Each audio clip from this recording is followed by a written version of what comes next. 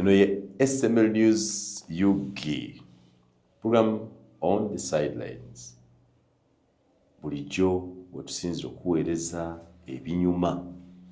Njagala nnyo okubeebaza kubanga mukoze bulungi nnyo mu kutuweereza obubaka ebiba bibanyumidde n'ebitabanyumidde. Waliwo ensonga ya sound. Mpulira abantu every time nga bagamba sound wo. Naye sound wange ono afuluma kusinziira ku ki ky'okosa okulaba show. Oli ku ssimu, oli ku tablet yo, oli ku iPad, oli computer, oluwa. Majority bamufunanga mulungi. Naye kale nabasaba $5 munsondereko kola equipment. One of them that we need to do is a sound processor. Sound item processor eyo emutereza kubanga abazungu babimala. There's something called a sound processor. Kasita oteekamu emubalansinga nemuko. But so far so good. I have one of the best types of microphones to use. Naye okusiza ku equipment gy'okosezza okulaba sometimes the ambience of where we are byebyo byetwetaaga. It is very expensive to set up a production unit kubanga buli kikwata ku production, light, sound, camera, graphics be very expensive if you are to do them at a professional level. Kola kyonna ekisoboka okubatuusaako quality of all that you want to have. But thank you for airing those comments. I read them, I get them, and slowly we are addressing one after the other. So, kutyo tugenda okutandika. Nze Simon Muyanga Butaaya. Mukwano gwaffe Kasozi Samuel, philosopher, gwe tulina enkya ya leero. Kasozi Samuel, philosopher, mukugu mu bintu bibiri. Ensonga ez'ebweru w'eggwanga azirondoola si Iran si Amerika yokka. Awaayo obudde bwe kumanya ebifa mu bannaffe. Ekyo nno kikulu. Naawe kiswaza okubanga oli kumpi awo ne muliraanwa naye nga tomanyi bimufaako. Kale ne bwe temukolagana naye mumanye yaani alina abaana bameka, mukyala we yaani akola ki. Wano mu Uganda abasinga ogye balowooza nti ensi eno mwe tuli. The world is bigger than what we see. Ekyokubiri, Mwami Kasozi ono mu comments zammwe zendabye ategeera ensonga z'ebyenfuna. Twabalaga nazo tukatuzisikeyo abeeko ne byatugamba. Era tujja kuzoogerako zonna. Olwaleero twagala kutandikira mu Iran. Nga tunatandika mwamanyiro babuuzaako. Ndowooza babuuzeeko. Okay. Yes, nja kwebaza okusookera ddala ggwe nti olw'okuba engeri gy'okwatamu ekintu. Olinga abeera ne script ebigambo engeri gy'obisengeka. Kintu kikulu ddala nnyo ekyo. Ate era kiwa naffe challenge. Ogenda okujja ng'omanyi nti n'ogenda kutuula ne Simon Muyanga Butaaya. Olina okubeera perfect ennyo. Weetegeka. Wonderful. Ekyo kikulu nnyo. So nja kwebaliza ddala. Then nebaze n'abalabi baffe. Tulina abalabi abagunjufu. Abali civilized. Nti oli naye oba temukanyiza ati si Aaron ati wano kale sikanyiza naye awandiika nedda wano. Ekyo kyekisinga obulungi naye waliwo gy'ogenda olina atuukira naga laba abasiru bano. Tosobola kugaa nti omuntu ayogedde eddakiika 3 byonna bya kisiru. Olwera olimbye mpola ya taxi. Laba embwa eno olwagamba wa boda. Wabula nena kati laba embwa buli omu ayita munneembwa. Ekitali kirungi ennyo wabula mbeebaza olw'ekyo nti no twavoidinze nnyo kye bayita fallacy of generosity. No generalizinga lumu nti gawagira gavumenti gaago. Tolowoozezza tojjukire twagyogerera obulungi. Kyokere twagyogerera obubi. Yes, kaakati awo nkyebaliza abalabi baffe mukyongerere ddala okole tujja okufuna kye bayita informed electorates. Abalonzi abamanyi ekyokukola. Babugumi. Informed electorates. Si blind multitudes. Blind multitude. Bangi naye nga bonna bamuzibe basobola okulonda mu bungi naye nga babalondedde. ekitali kituufu, blind multitude. Era ekyo kyekimu ku kyaffectinga democracy worldwide. Kyova amawanga gagezaako nnyo abantu ne babasomesa, literacy level ne yeeyongera, sensitization, omuntu akole informed consent. Nti ddala nondassa Simon Muyanga Lutaaya mutegedde era yayogedde ekintu kino y'ensonga kwensinzidde. Naye amawanga agasinga bayinanga blind multitude, bagoberera bugoberezi, balonda lwa impression. Okay. Yes. Kino kikulu. Informed electorate. Yes. Not informed blind citizenry. multitude. Sometimes we call informed citizenry. Oyine eggwanga ng'abatuuze baamu bali above average. Ebisookerwako ebiteekwa okutegeerebwa babitegeera.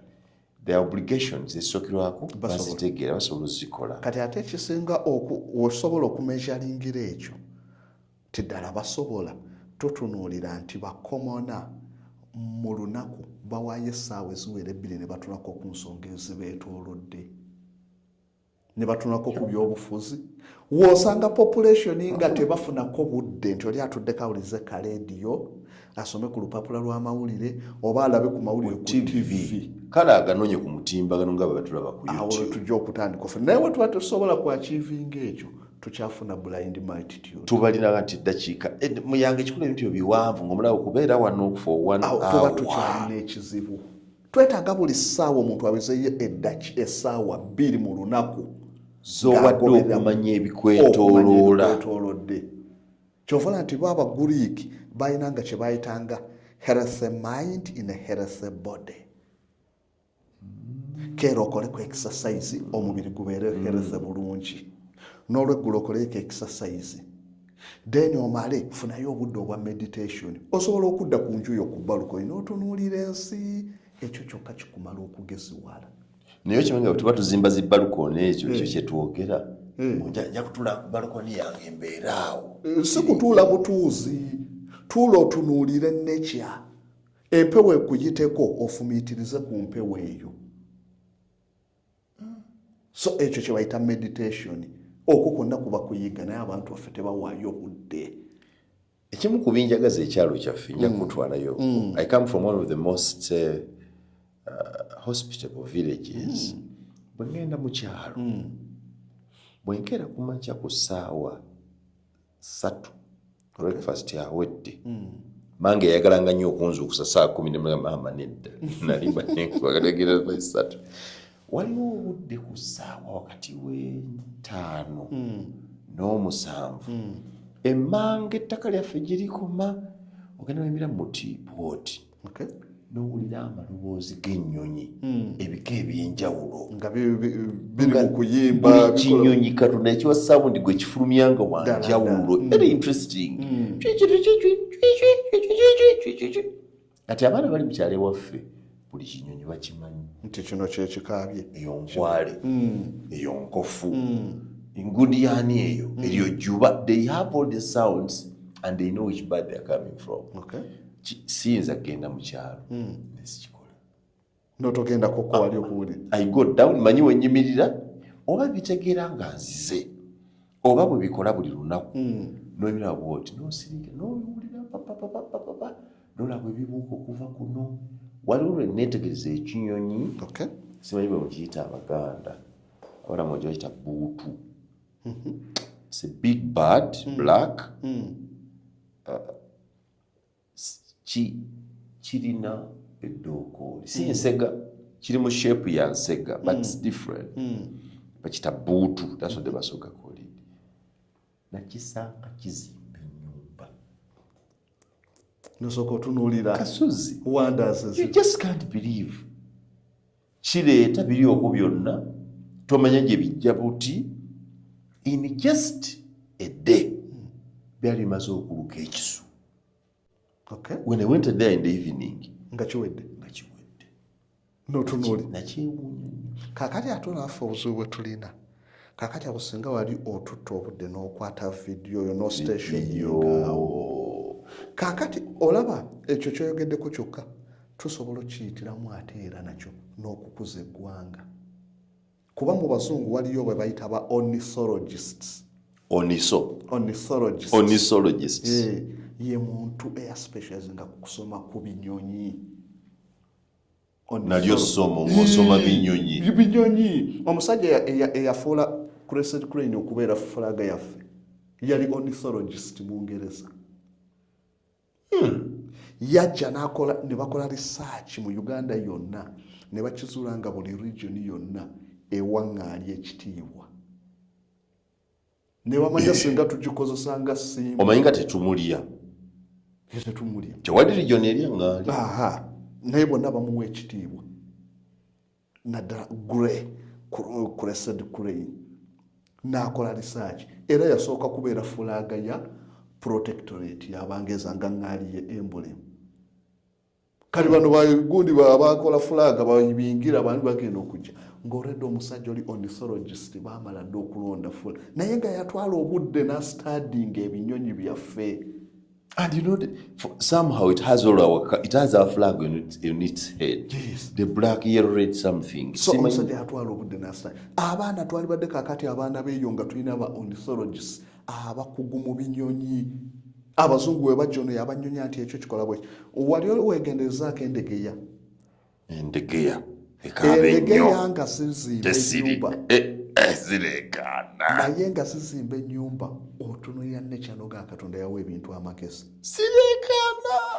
Endegeya ensajja yezimba ennyumba. Yezimba ennyumba n'emala okugizimba n'ereeta endegeya enkyala.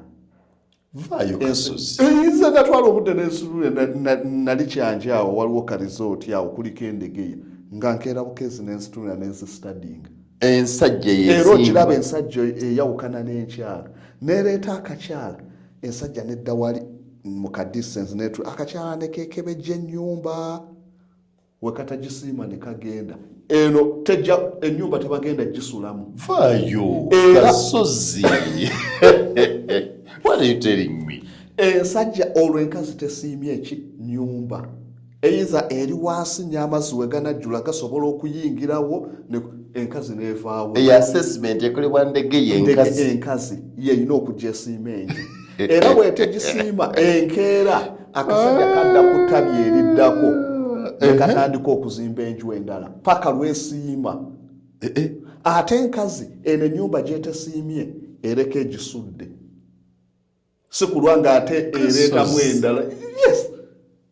Endegeya ngenda ginoonya mu Lungereza nsome ebigifaako. Kiri ekinyonyi kigezi nakyanalayinga noga kyova olaba otuukawo wansi n'osangawo ebisu ebiri fresh ebyakazimbibwa nga bigudde ne weebuuza lwaki bigudde. Ndowooza kyabadde kikwana ne kikisimatuka ne kigwa. Enkazi yereka ekisudde yennyumba sigisiimye n'ekisuula n'endala tekijjaamu paka lw'eneekizimbira kyeneesiima. Era olugisiima nolwokwawugira ebiwawaati olukine buyingira ng'essanyu lyokka binyonyi. Obadde okimanyi kasozi nti ebinyonyi ebyo ekisu ekyo kye bizimba enkuba etonnya neyingira mu beebwayise nga naye wuwo naye nga mu kisuwa enkuba teyingire nga tekitobye eyitako buyisi bweti. So tunuulira bayinginiya ab'ekika ekyo naye nga wane waffe kalina zetukuba bajja bamasitalinga ne bayingiriza n'abaana baabwe naye wano osanga yinginiya enkya abadde yinginiya omukugu enkya n'abibuukamu n'agenda mu paaliyamenti mu byobufuzi n'agenda ne idea ate n'abaana be ne batagisikira batandikira mu pulente taata mugagga ali mu paaliyamenti idea ne zigenda. So singa yasigala mu ekyo n'atraininga abaana tebaali kuza ensobi taata ze yakola mu kuzimba ebizimbe kaakati ebinyonyi weebityo naye gwe otofaayo kubitunula tosobola kujja mu byakuyiga. When I went to there is a bird sanctuary in Mombasa. Oba baabikola batya bijja byonna ne bibeera wamu. You just take time and you see different types of birds. Every bird with a different way. Ngije kyakulamu size yakyo. Waliwo wadde basooka kola akasunsuuni. A very small bird. But it produces very good music. gikayimba nti akasunsuuni it sings very well. Okay. So I went and watched them. Just like when I went to Mombasa, I went to something called the White Sand Beach. Okay. Omusenyu ogujja Abangereza n'Abazungu n'Abayitali n'Abagermany to go to Mombasa to the beach just to plan with purely white. Omuche beta white. Purely white sand. Nga tebagulese guteekawo buteesi. Wabula gwe balina naye taata wa kuyoleko. Bakufirako. Bapreserve kyabwe. Okuyoolako nti oyagala kuyoolako olubatu of that white sand. Musango. It's permission. Musango. Ninga ate ennyanja ekuba bweti. Negusenda all the time. Kati enjazi zaawawo wonna eiza quartzites oba zezivaamu gundi zezirina kala bwetyo. Enjazi. Enjazi kakati process eyo bagiyita aberration.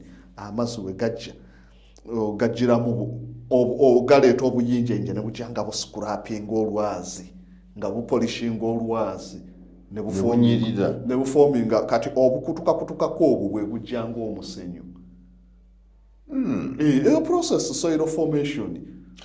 Ebyennyanja tebikula nnyo mu bifo bwebityo. Ate olumu oyinza okwezi tebikula nnyo era bitera kubeera eyo bbalibbali ewali bakiyita continental shelf gye bisobola okwekwekera eyo ne bizaala eyo naye wano tewabikolera nnyo. I think we need to take time. Nze ndi mulunzi wa byennyanja nabiyingira 2016. Okay. Okimanyi nga that's when I knew nti mu kyennyanja mulimu ekisajja n'ekikazi. Kuba watwala obudde. I did not know. Tutuuka okugula emmale n'engege for breeding nga tulina okugula ensajja n'enkazi nga baga nti ensajja there's a process because you don't know ensajja ng'egenda kuzaala okugijjamu amagi erina okufa process yetulina erina okufa because the process of fertilization ey'emmale bano gye bakozesa bwe bagitta bajja obwongo bwayo obw'ensajja kantu katono bwe katyo kapiikinga ne bakamultiplyinga nga batadde kalinga akologa bwati mu magi ganyolinga amagi g'enkazi ne baleka basuulamu ne gazaalagana. So ensajja eba efudde kuba balina kujjamu. Yes, but that's what we do. But I was asking, ffe tukola bwe tutyo ate ze emmale zennyini mu kuzaalagana zikola zitya kuba tezetta. You understand? So maybe there's a process of engeri obwongo gye I don't know. And you can't believe emmale emu esobola okuzaala 1 million. Enkazi ne bazigyamu amagi tugateeka mu kacupa ne baleeta obwongo bw'ensajja nga 5 ne batabulamu ne batuguza obumale obuto ate obungi. That's when I also knew nti obumale okukula tubufeedinga ku soya. You can't imagine. Naye manyi soya gwe twalibadde tulima kaakati singa tupromote nze mata for that process bayina gye bakola emmere esooka okubukusoya amagi eggs ag'enkoko n'ojjamu enjuba n'ogikuba emmere esooka ey'ebintu. That's nature. Kale bwetyo tuline Samuel Kasozi, Samuel philosopher, mukwano gwammwe mboozi tebankadde tuli binyumya olulala naawe byetegereza. How many birds do you know? Binyonyi bika by'omanyi ng'okimanya enfaanana yaakyo n'erinnya lyakyo n'ennyimba yaakyo ng'osooka nti ekyo ekiyimbye kinyonyi gundi. It is important that you know what it is. Yeah. Trump ne Iran nandibuuza mu lulimi lw'Ekiyayi nti bali biki essaawa eno nga ebiganda bibakaluubiridde. Trump tagusa ne Iran bu Iran tebagusa. Namula jjuza ayomba lwaki minisita wa Iran yagenze Russia n'ayomba na Putin, whatever you're doing the world is watching. Putin galajana ingabadi simanyi lwaki America ne Russia zaagaana okukaanya ate buli afuga America either ayagala kulwana na Russia oba kugikwana naye ndowooza abagikwana bonna balemereddwa basakisedinga okugwa kwa Soviet Union kwava mu kwesembereza Russia teyali gudde Soviet Union bonna abakigezaako kati okusooka okuddamu ekyo kyennyini sentino bonna abasembeza Russia tetebasakisedinga eyo ye policy yakuba Soviet Union okuva kantandikira ku kyotandikiddewo kyekijja otutuusa wano nti lwaki America ne Russia tebakwatagana tebasobola kukwatagana obuzibu bwafaawa Russia ne revolution 1919 egisoma mu world history. Yes, Russia yali efugibwa bwakabaka gye bayita Tsarzdom oba bali bagita Romanov dynasty yali efuga Russia. Ngera bwakabaka okuva ku Baryoliki the Great, Ivan the Terrible, Catherine the Great, Peter the Great, abo bonna bwakabaka bwa Russia. We baatuuka 1917 obwakabaka bwali bukoze ebizibu bingi abantu ne babukyawa era mu Sematalo San Nicholas bamutemula ne family ye bonna abantu 7 obwakabaka ne bukoma e Russia ne basawo provisional government gye bayita March Revolution za be balinga bakabaka kitegeeza Caesar mu luzungu si emperor yabeeranga emperor ne title ngeriza za abeera omwe babayitanga ba Caesar bo bano ne bayita bazza bakabaka so we bamutemula ne bajjako obwakabaka ne basaako provisional government ne baleeta prince omulala baali bamuyita Prince Ruvovu n'akulembera provisional government okuva ogwokusatu paka November ne balyoka Germany ne bakukusa Lenin n'abalala bonna abaali badduka mu Russia ne babakomyawo batandika Russian Revolution 1917 era Lenin olwatuuka ne batandika mobilizinga abantu ne bajjako ate eno provisional government ne kulyoka kuddako gye bayita Bolshevik Revolution just from March to November. Era Lenin omusajja oli twalibadde tumufuniramu ebyokuyiga era bagiyita cargo train, the most significant cargo train in the world history.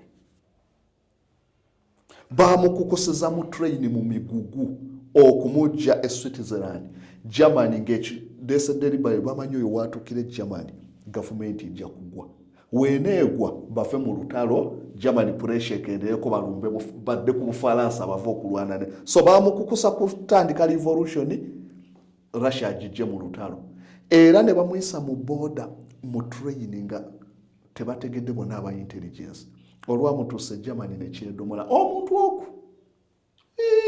yatandikirawo ideas wano kyenenya ku opposition ti opposition yo yatandikira mu kukunga ba supporters mu future training abakulembeze Lenin eri kye yakola yasooka kutendeka bakulembeze n'agamba nti kuba byakiyita Bolshevik Revolution nti training abatano bayige lwaki tugenda okujjako government nabo batraininge batano n'abatano batraininge omuntu agenda okweyiwa ku luguudo ng'amanyi lwaki si kutuuka ku luguudo gusa yekoze tuzekola ki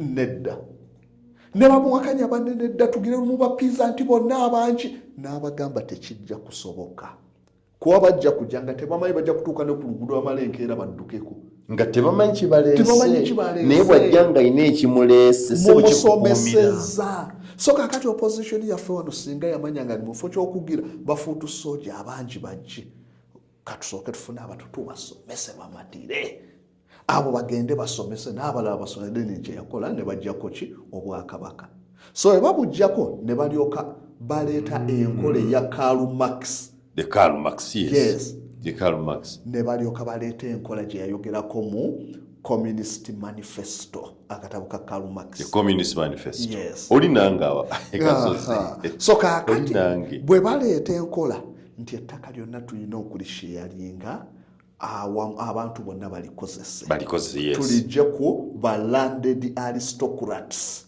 abataka era shawabeerangayo omutaka omu ng'alina ettaka erisinga Switzerland obunene erisinga Rwanda ne Burundi omutaka omu abantu bonna abaliko babeera ba staffs oba ba tenants bapangisa mukolera ku ttaka lye mulimye ne mumuwa ekimu eky'ekkumi buli kiro z'ofulumya 10 ne zidaali ne mumuwa abaana bammwe okubeera abasirikale bw'agenda okulwana ne bamuwamba batenants mwe mulina okwesonda mu ransom mu mununule yalina kooti just because landlord nkuwadde emmere amakungula nkuwadde n'omwana wange okulwana ate era ne wagenda okulwana ne bamuwambirayo bwe basaba nti emitwalo 10 mudde eno ne mwesonda buli omu bakulandoli mu bwezi nga yali mu Europe kyovala Europe yasooka neegaana okukula lwa feudalism kola ya feudalism ejo yata feudalism si federalism feudalism yali relationship wakati wa landlord ne ba tenants era nga ba landlord basimbaga kasaga nenaago ne bateekako moat ne basimako ng'omuggo okwetoloola ne bateekako ne gye bayitanga drop bridge ebeera ku njegere yambaawo bagigalamizaako we bati ne musala ne bamala ne bagisikawo ne mumulumba temulina we muyita kati ba tenants ne mwetoloola we balumba basooka kuttammwe okutuuka ku ono waliwo omugga ng'akazinga alinga mu kazinga ke n'ateekako bridge yambaawo n'enjegere bwe bamala okuyitawo nga bagijjawo kati mwene mudde emabega w'omugga ogwo alumbye waanajja asooka kusaanyaawo mmwe okutuuka ku Nobo so enkola bwe yali eyo kaakati Lenin ne bagijjawo ettaka lyonna ne baligabanya communism n'atandika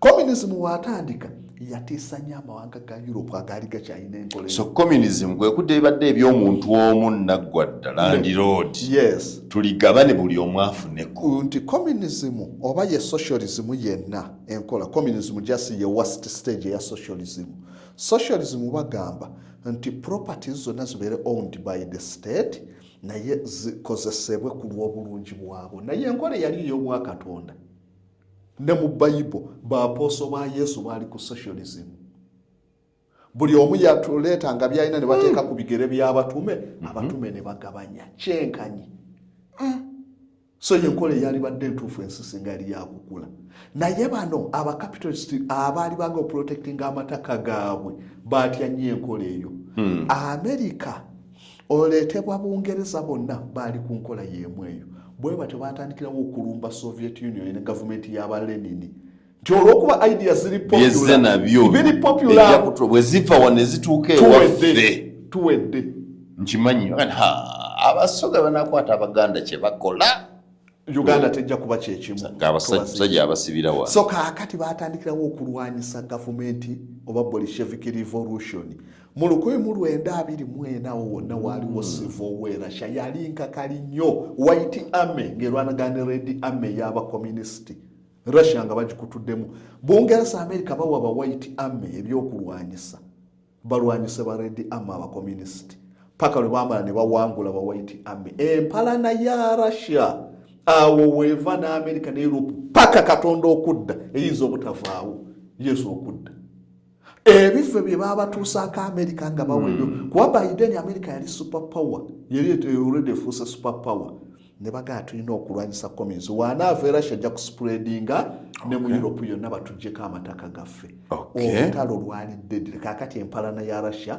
we yatandikira kyovala ne mu bukulembeze bwabwe baateekawo ennono nti omuntu yenna okwata obukulembeze olina okusooka okusomesa okuwalana America n'amawanga ga West era abakulembeze bonna okusomesa era balina institutions ze basomesezaamu abaana abakulembeze si buli omuntu omala gajja n'okwata obukulembeze kaakati awo empalana weeva kaakati ate we yasukkira ennyo omuntu eyeebuuza lwaki buli ajja mu America polisi zonna zakunyiga Russia ne Russia we tutuuka second world war ate we kyasukkira first world war we yaggwa Hitler n'akwata obukulembeze baatuka ne bagamba Hitler mulungi okusinga ki abakomunisiti aba Russia era ne bateekawo baali bamuyita Neville Chamberlain prime minister wa Bungereza ne gundi ono Woodrow Wilson ne Delano Roosevelt ne bateekawo appeasement policy tihitira mumuleka akole buli kyayagala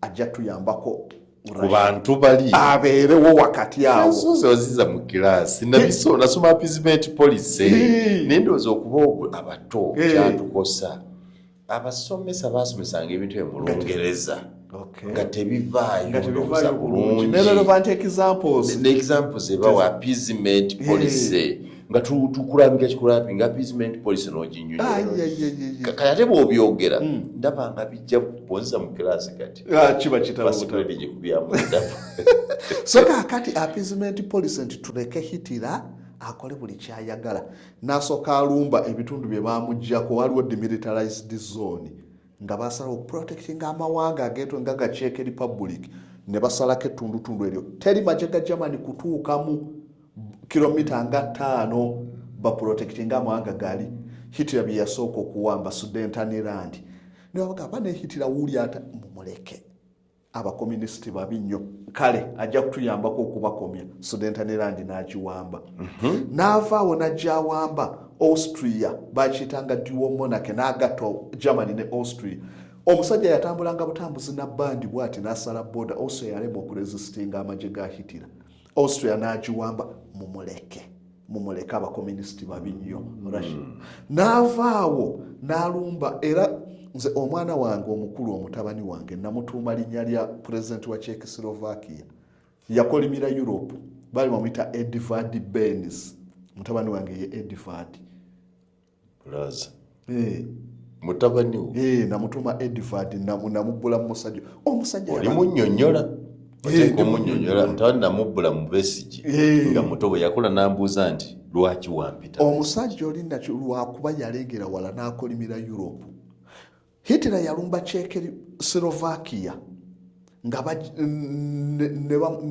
we yalumba Czechoslovakia n'abagamba bane omusajja numbye ne bayita meeting baforcinga Edvard Benz kkiriza Hitler atwale ekitundu ku nsi yo kiriza kituyambe for the bigger good tutasigalewo asobola okugira wakati awo Russia eri eno y'amaanyi Hitler yalinga mwana mutunga buli kyakwatako njagala Jordan mumuleke Russia ebiraba Edvard Benz n'awaayo ekitundu mu bulumi naye n'abagamba nti kino mukikoze leero kibadde kunze naye kijja kusaasaanira Europe yonna nakkiriza n'awaayo ekitundu olwaki waayo tewayita ne Czech Republic yonna Hitler n'agiwamba ne bayita Munich conference ne Ville Chamberlain n'agenda e Munich neddiraddeyo wa Bufalansa nabo ne bayita Hitler naga eno ye last territory claim sigenda kudda kusaba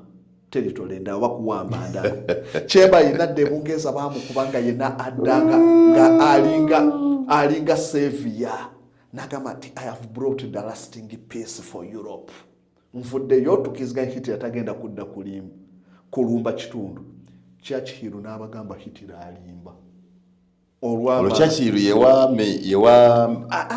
yaliko yali Neville Chamberlain ya prime minister Churchill yawummula okuva mu sematalo oba prime minister n'abuvaako naye ye yabayisa mu sematalo alengera n'agamba Hitler abalimba ajja kumala awamba ekitundu ekirala ye n'agamba tulina kuri aminga Neville Chamberlain naga olwavaawo Hitler n'amala n'abakira amawanga so kaakati awo Neville Chamberlain we yaresigningira Churchill n'akomawo ne lutandika awo alumbye Poland sematalo w'okubiri awo wonna nga bino byonna bakoze appeasement kuwalana Russia basanyusa Hitler nti alitukwatirako atulemesa agasajja okunafuya Russia oba mu byatya Hitler gwe twagala bagenda okumaliriza ne bakikkiriza nti ate Hitler mubi nnyo ate ne balyoka badda ku Russia ne badda ku Russia tikaakati sebo tu America ninge kye kibazo ofuna by'ekyagala territory nene population gyalina awambye ebirombe ebitagambika byonna buli kimu kyonna policy y'amawanga ga West ye politics yakola byonna nga kyalubira yeeka yakimanyi naye nga bano bagamba bane kaakati ekikulu abakomunisiti katugende ne nazizimu so kaakati awo wonna Russia ebiraba empalana kati olutalo we rutandika batuuka bagamba ate Russia kaakati tumwetaaga ebifo ebisingaganako ate Russia tumwetaaga ate ne batandika okuyamba Russia katujuwe ku byokulwanyisa America yayise ebyokulwanyisa mu Alaska nga baweereza Russia etuyambekawo kuba yo yali ina population nga mobilization mu provinces nga 5 million 2 ez'amagye zibawali kikulu ne bagamba tumwetaaga entalo mu biseera zalinga ku bantu ne kaakati oyina amagye abantu bakyapuleyinga paadi olutalo lw'e Ukraine lulaze ensi nti weetaaga okuzaala era Russia bataddewo ne policy ez'encouraging abantu okuzaala ne sente ze babawa bonna ba China bazzeemu ku encouraging abantu China wane waffe bagamba nti baagala kujjawo daycare China policy yaabwe 236 baagala buli maka 1,000 nga galina daycare 4 ate nga gavumenti yeziteekamu ssente kinkurizinga fertility rate buli maka 1,000 gabene daycare ezegasa nti omuntu azaala akaana nga olumala okukazaala mu mwezi gumu basobola okukateeka mu daycare agenda okole maama akove mu byokuyonsa agenda akole ate era yewale badde balemesa okuzaala omuntu agamba kaakati nkola ate nzaala omwana kaakati katubateerewo daycare wane waffe ate ze bali mu kwagala okujja zaala daycare gavumenti yekulu era daycare bayina nti odda mangu engulu n'owaka mangu ate n'abadde yeeralikira nti nja kuzaala gye bujjaka sooka enkoleyo ku ssente ajja kuzaala kuba amanyi omwana alina waamuleka era China balina daycare eziri community based gavumenti eziteekamu ssente nabalina daycare ez'oku mirimu buli akozesa abantu abasukka 200 teekawo daycare omuntu ajje n'omwana we bamuteeke mu daycare wali mu factory akole so sikuyimiriza mirimu nti ate so ebyo byonna bapromotinga so population kikulu bagirabye Ukraine kyekinyiza kati ffe sabbiiti ewedde gamenaga nti aya amasomero ga nasale gonna gajjewo daycare naye nga nembuza naye kati bajjawo mubagambye kuddawa kubanga ekyo eryo bwe kigenda okulemesa okola bangi nnyo daycare zaffe wano mu Afirika zaalinga wabajjajja bajjajja be baalinga daycare zaffe bamulekera ka bebi naye kaakati bajjajja agaana gayonooneka osanga Simon ali Kampala ayina mansion bweti nga jjajja ali mu kasiisira mu kyalo kati tandika omuwa omwana gwe kenyigoga nti asaagala mwana wange egende kugenda embeera eriyo naye nga tekyetaagisayo kutereeza daycare gye twalina odde ku abakozi mwaboonoona ba bizinesi kati babbi bubbi so kaakati mbadde nkulagaawo nti Russia nga bagyetaaga kaakati waviira obuzibu okulaba nti Russia America buli waateeka omutwe Russia alina okumulumba ne Russia waateeka America alina omulumba wava second world war ng'ewedde politics eyali awo akwewuunyisa kyova olaba engombe yagamba nti there is no permanent enemies no permanent friends but common interest nkitegedde essaawa yonna okyuka n'ogamba nti mbadde saagala Besigye naye ate okujja kw'abano ate kanzire ku Besigye ne mumala ate ne muyitawo ne mwawukana politics ate waakiri mu 77 ko yes kyova olaba nze nnyumirwa nnyo Kenya nti Ruto baalwanagananga n'Odinga ne batuuka baagala African Union chairmanship ne beereeta bonna paka wa Museveni ekyo tekisoboka bajja kukikusobola bajja kisobola lwampaka bajja kyekaka obuwanguzi tebajja bulabako waliwo lwekituuka nga kyolina ng'ono ye puleya gwe weetaaga n'omwetaaga omwaka gumu ne guggwa nga tokyamwetaaga ate oli mwetaaga myaka 6 mu maaso interesting nga Kenya bwekola bwebazunga bwe batyo Odinga bwazabazanya ebbanga lyonna ne batambula mu point kaakati na wano second world war we yaggwa baamiitinga nga bakiyita victory Europe's dengolo Europe wamaze okuwangula Hitler baamiitinga bagiyita Yalta conference yatuula ku Crimea Russia resort nebeerako abantu abaaleetera empalana eno okufuuka enkakali era eviiriddeko Trump okuwoloma nti we baatuula Yalta waaliyo ba big three Joseph Stalin owa Soviet Union nebeera Winston Churchill owa Bungereza ne Franklin Delano Roosevelt owa America Roosevelt yali natuuma gwatuuma mwana gwe namubbulamu namusoma ne mukakasa nti yali musajja mugezi yakwata ebintu abasajja bano bafa oli buli mukulembeze reforming eggwanga yali yesitaze n'asoma ku Roosevelt ne police ze woba oyagala reforming eggwanga Roosevelt naye yakunkumula America ebisanja ebina yabasukkako nga tebaagala agende nga bala omusajja that man namusoma ne mumatira kaakati waba meeting eyawuta ne bateesa tugenda kuzzaawo tutya Europe eyawamu n'okutereeza ensi emirembe abasatu ne babeerako bye bakkaanya ebirala ne batabikkaanyaako era we bali eyawuta baalaba Stalin nti wa mutwe munene kuba baagamba amanga gonna ge tuli baletins tugenda kugakkiriza gabeere ne demokrasi nga era sha demokrasi taliiyo Stalin yaganza demokrasi mu bitundu byenanunula tajja kubeerayo ne bagamba tulina okuddamu okurebuildinga Europe Germany tuddemu tugiwa obuyambi ekula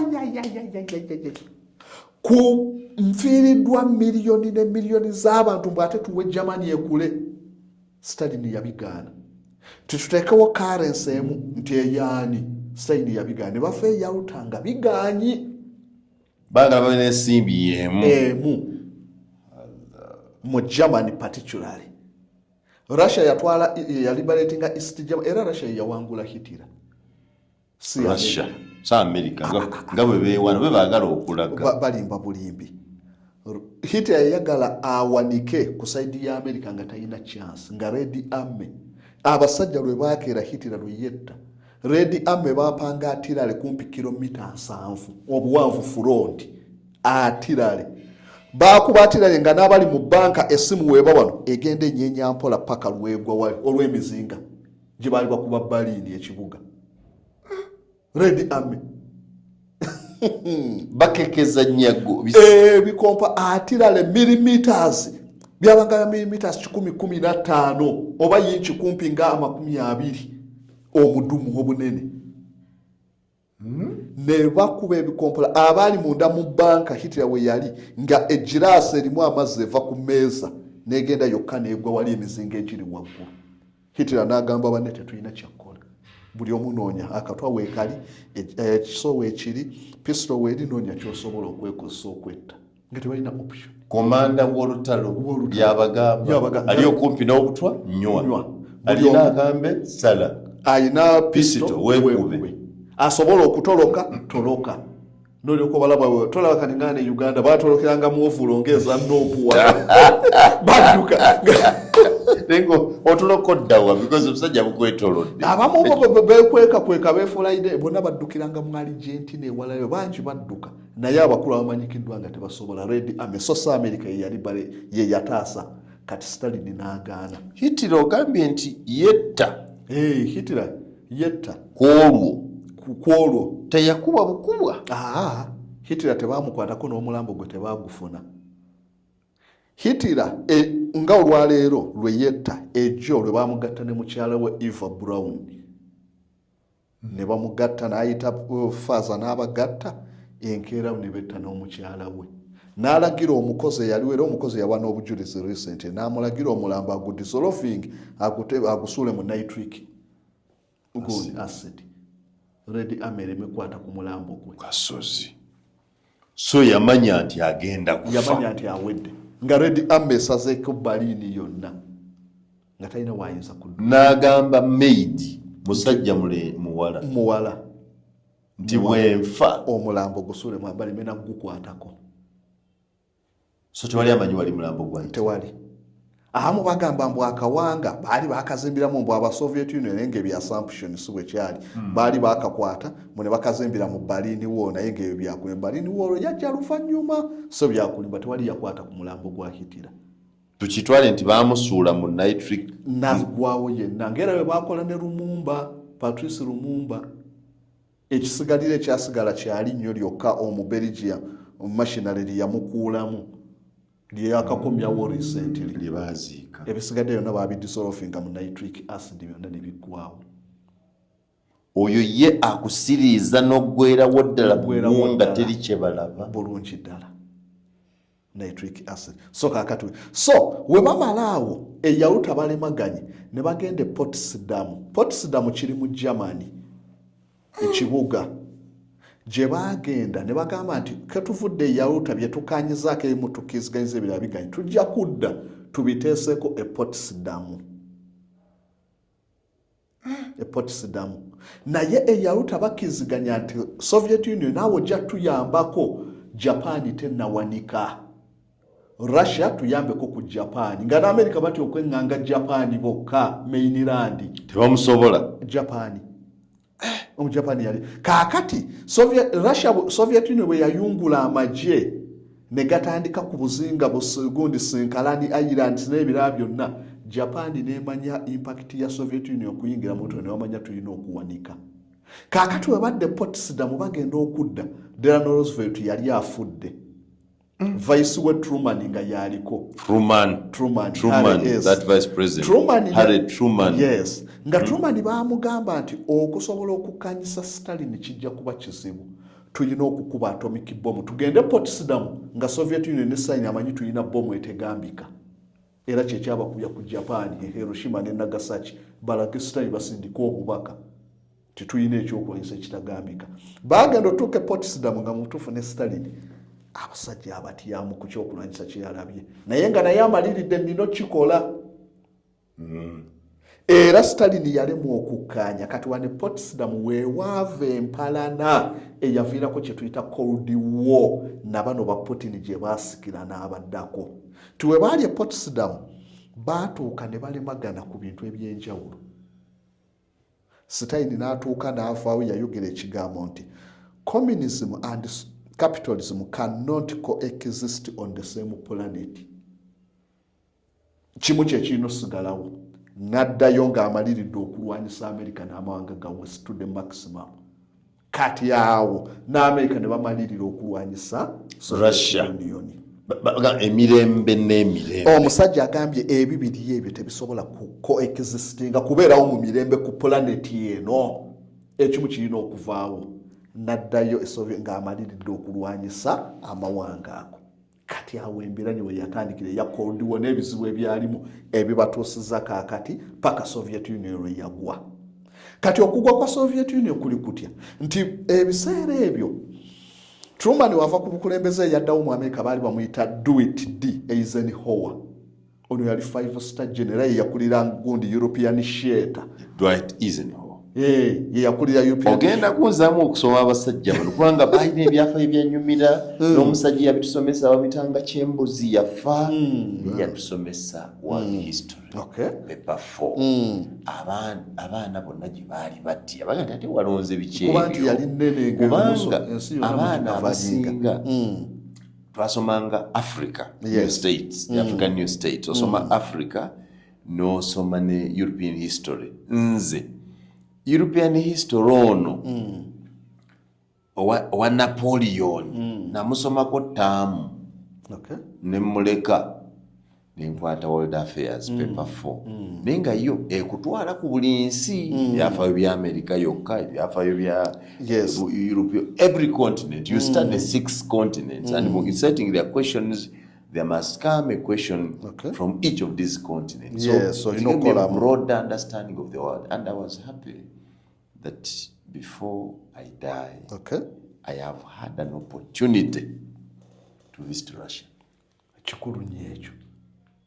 Mu bintu bye neebaza Katonda nze engeri gye ntegeera mu Russia ndala nnyo nagirimu nenfuna omukisa bano ba Stalin bogamba portraits zitamuti ebizimbe byabwe babiteekako gabaana statues nene ziri awo toyinza kugiyisaako maaso they recognize their people n'omwana azaalibwa amanyi nti oyo yegundi Stalin bamukunyonyola bawandiikako ebifaako byonna mu nnimi zonna you read and understand Uganda kyotayinza gamba Museveni kale byonna birungi oba bibi naye tuteekako statue ya Amini mu West Nile tubeeko kale ne statue ya Obote mu Lango kyovola abahistory waffe ali limited kuba history bamuvisualizinga n'omulabako bulabi n'ogamba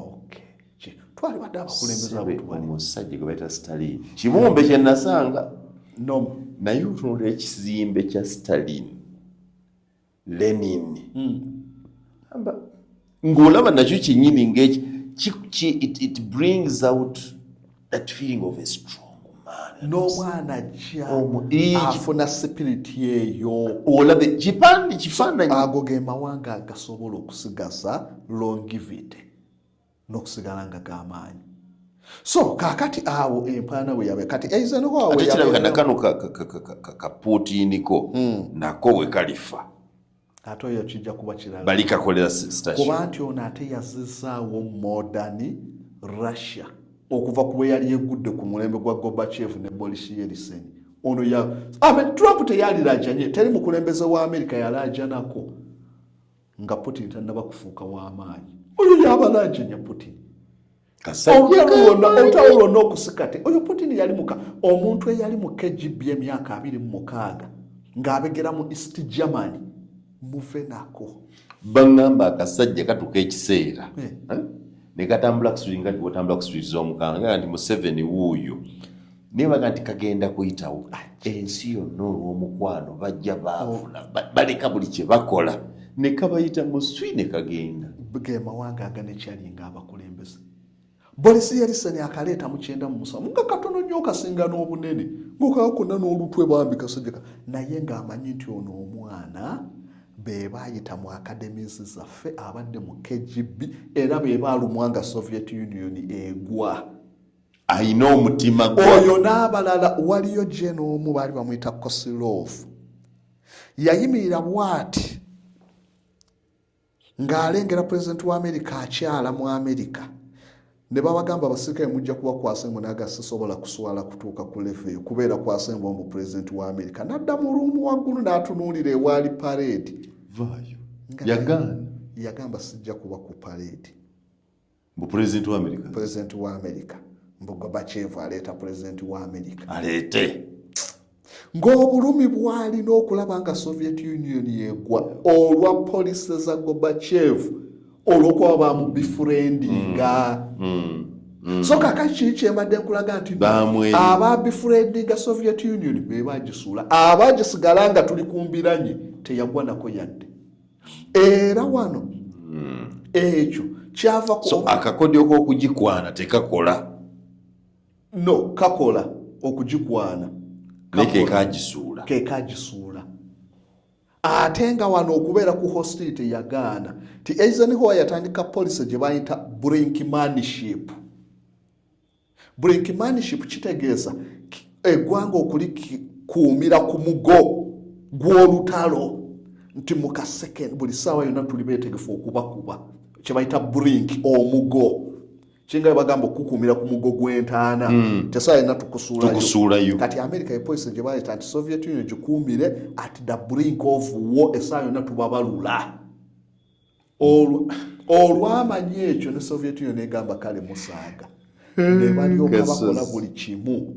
Kaakati okuva ku Eisenhower paka ku bakulembeza paka ku Nixon lwe yafuna advice mu Poland baali bamuyita Zbigniew Brzezinski.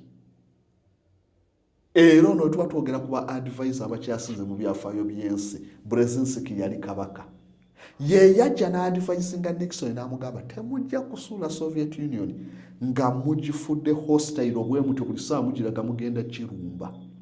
N'amulaga nti omulabe wo musembese lwojja okumanya endowooza ye ne kyakola era mulage nti nno togenda kulwana naye ng'ono yakijja ku Sands the Art of War ye yawandiika eyo yes ako nakakasoma emirundi ndoza nga 10 the art of war tisaanizwa akugamba nti omulabe wo woba ogenda kumulumba mulage nti oli wala woba togenda kumulumba mulage nti oli kumpi.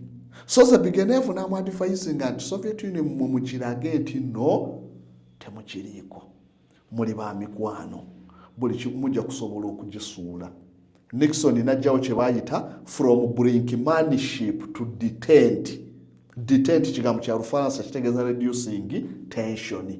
Okuva mu Soviet Union gikumira ku mugo gw'olutalo okudda mu kugyawo tension obunkenke buli kiseera muganda ndaga ntusula ku tebuuki bunanca tebuuki kati ekyo kyayongera ggwanga kuliwaganyaza ono n'agamba no si yenkola erina okubeerawo advisor Nixon n'ateekinga advice twagenda okukola Nixon ng'akyadde e China n'akyalira zo enilaayi Nixon wuuyo Soviet Union tugenda okulaba nga ba Bush ne Gorbachev bakyadde egundi e Cyprus ebbaze bugga ne basayininga endagaano zi South Special Arms Limitation Treaty Russia kendeza ku byokulwanyisa naffe tukendeza bamusembeza so nga lulingwa n'okusemberera Russia era baakulaga mu history waliwo ebyafaayo ebitakkirizikika nti byali bisobola okubeerawo ekyafaayo ekyasooka ye president wa America Ronald Reagan okwogerera behind bakita bust of Lenin kinooza kyobadde ogamba ekyo ogubumbe gwa Lenin bwe yakyala mu America we baateeka okwogerako eri eggwanga lya Reagan emabega nga waliyo kifaananyi kya Lenin kumpalana gye bawala na Lenin Reagan mu history byebimu ku bitakkirizika nga akiyimiridde buli kamera emukwata ino kisika banange abamu ate oba mu kwogera okwo abamu abaali ba diehard bakaaba amasiga akoze eki kino Lenin ne bamukkiriza ogundi ne bakkiriza Reagan yali mugezi abarasha baali baluupinga ku TV nga baali bakozesanga loop oba lubanga lukoba kakati nga bw'oyogera wano mu luzungu Reagan yayogera luzungu bo bamanyi Russia wabeerawo translator woyogera bwoti mu second singata translating bamalanga okusalanga mu bye bataagala abantu ne batabifuna so speech ndabikanga ayogedde nga naye ng'ayogera byokka bye baagala yes. like that tukayina ne mu Steve ennaku zino okay. tukata ka delay mukolamu ka delay libwabaaki gwe ogenda okuwulira ekigambo ku TV nga tusoose ne tubera nakyo ne seconds naye ziri bbiri kyekyo kyennyini kyewawemulanga tukanyiga tekayitamu neki kati kyekyo kyennyini kye baali bakola Reagan n'akimanya okukolaga abakulembeze n'amawanga agateekateeka abakulembeze Reagan yatwala ennaku 20 ng'akulaminga bigambo bya Russia yakwata akatabo ka Lenin ke yayitadde we n'ajjajjamu speech za Lenin ze yakozesanga n'azikwata mu Russia baba balinda bamanya ajja kwogera luzungu bakyusemu omusajja yayogera direct mu Russia yakwata ebigambo nga 2 mu Russia ng'akutte speeches abarasha bonna ne bamanya bakulembeze so ekyo kyali tekikkirizikika naye nga kivudde mu kubifriendinga Russia ne tuvaawo Gorbachev naye n'agenda mu America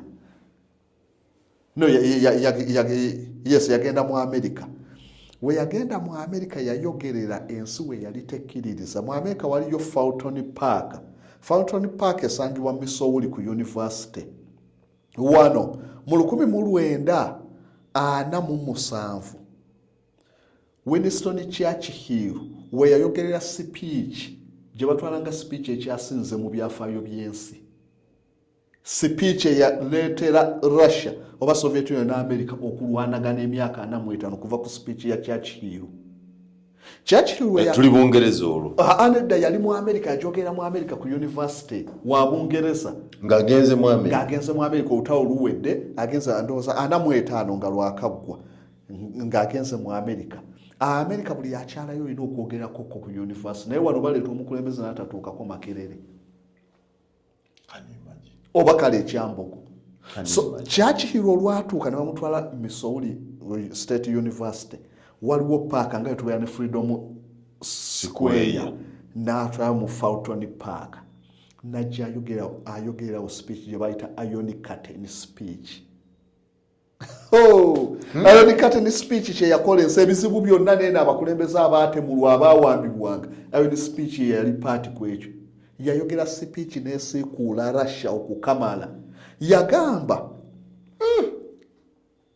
eyo ye yadividinga mu Europe Eastern Europe ne Western Europe eyo ye yaleetera conflicts zonna mu nsi yagamba nti from Tri-City at the Adriatic Sea to Triestino at the Baltic Sea an Iron Curtain has descended across the continent behind which lies all the ancient cities And those cities are not only subject to Moscow, but with direct control from Soviet Union. Ye Iron Curtain speech. Nti okuva a Trace City ku Adriatic Sea wano ku Greece, we wali Adriatic Sea, to Trace Tino at the Baltic Sea waggulu eri nga ku binowe. Nti waliwo curtain ey'ekyuma gye bazzizaawo. Curtain yebika tosobola kumanya kiri eri, tesobola kumanya kiri eno. Nti naye ng'ebibuga byonna ebyali eby'omulembe Budapest, Hungary, Bucharest, Romania, ani byonna ebyali ebyeyagalirwamu byonna biri under direct control okuva e Moscow. Iron Curtain speech eyo yajogera Fountain Park era ne bazimbawo bakitadda bust of Churchill ogubumbe on the sidelines. Yes. Kasozi Samuel philosopher. Bw'oba tutegedde mbalana ya Russia n'Amerika weeva gisange ewalala. Naye ndowooza nti mu kugitemaatema aginnyonnyodde bulungi. Ate ng'erabika ebyafaayo byayo bikyeyongera. Ebintu bino ojja kwongera obikola kubanga tulina abaana abali mu masomero nga mu Luzungu oboolyawo tebivaayo bulungi. Babirabe nga mu Luganda omusomesa agenda okwongera okugattako omwana ng'ekifaananyi kivaayo bulungi.